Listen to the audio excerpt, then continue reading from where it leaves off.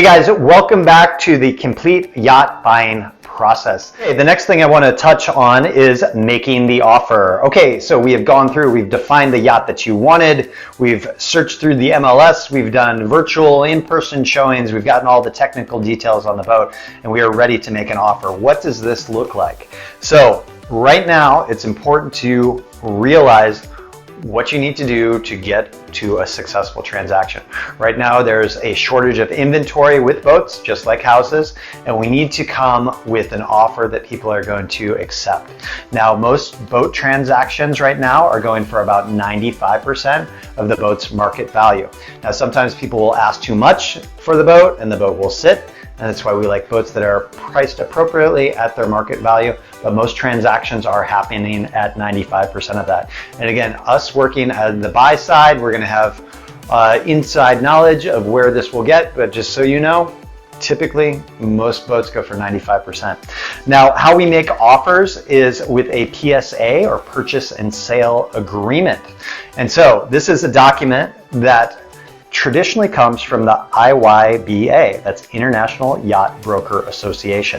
So in the packet here, you're going to see we have a sample of what the IYBA PSA, purchase and sale agreement, looks like. And we're going to take you through all of that. It's very much boilerplate, but there's a few sections that we want to point out, and we'll do that in just a moment. The other thing, back to making offers and negotiating, this is just like anything in life, it can be a little bit of a dance back and forth with the seller. So we like to start offers around the 88% range, see if we can, where we can come in the negotiation. Again, do expect it to be about 95% where a transaction gets done. Sometimes we can get it down to 90 or 93%. So that's oftentimes where we'll start around 88%. That's a good offer. If you offer below 80%, we can do that for you. It doesn't hurt to put a stake in the ground, but it can make you look a little bit fake, especially if the offer is subject to finance, you got a bunch of other stuff. Oftentimes people will turn down an offer like that. It puts a bad taste in their mouth. Again, we want to have this as a win-win, set what the terms are, and come to the market with an offer that the boat will get accepted on. And then again, we make these offers subject to the survey, sea trial, mechanical inspection. That is typical, and we may have some negotiating power after we go through that process. So just keep all of those things in mind. So once we've done the dance, submitted the purchase and sale agreement, you have signed it as your offer.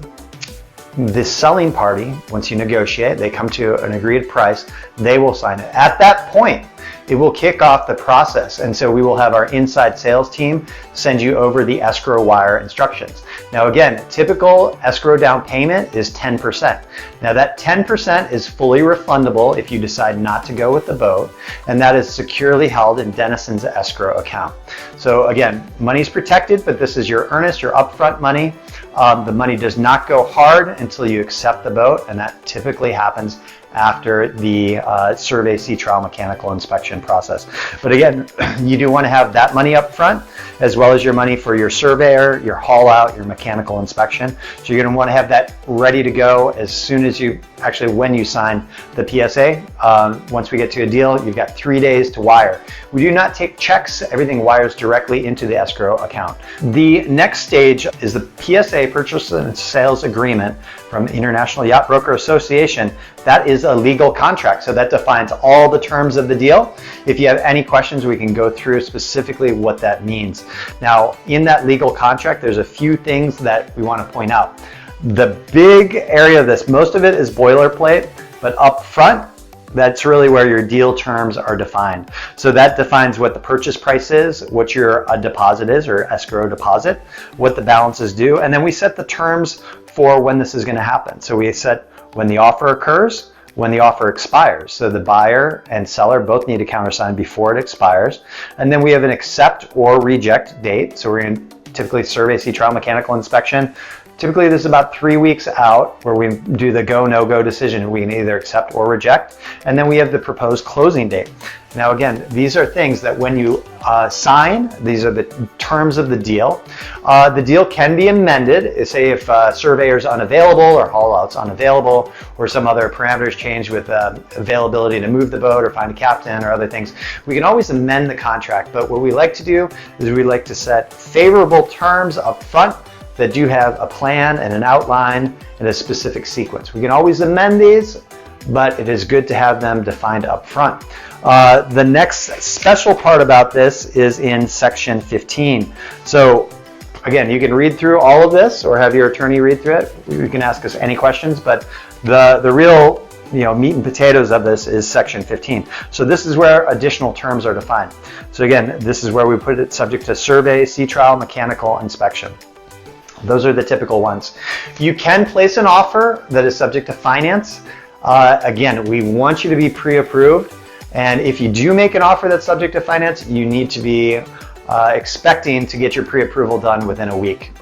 People need to clear those contingencies. Sellers do not want to hold a boat in contract for weeks and weeks unless people are either pre-approved or if it is subject to finance, that needs to be done very, very quickly. Okay, the last thing I want to cover on making an offer is the MEBA contract. So we've got the EBA, International Yacht Broker Association, and we have the MEBA, Mediterranean Yacht Broker Association.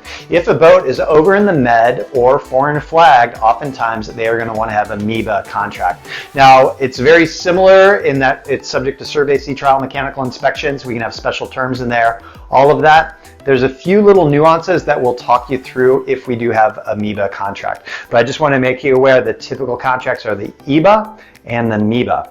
So we're going to move on and take a look at what happens after you're in contract.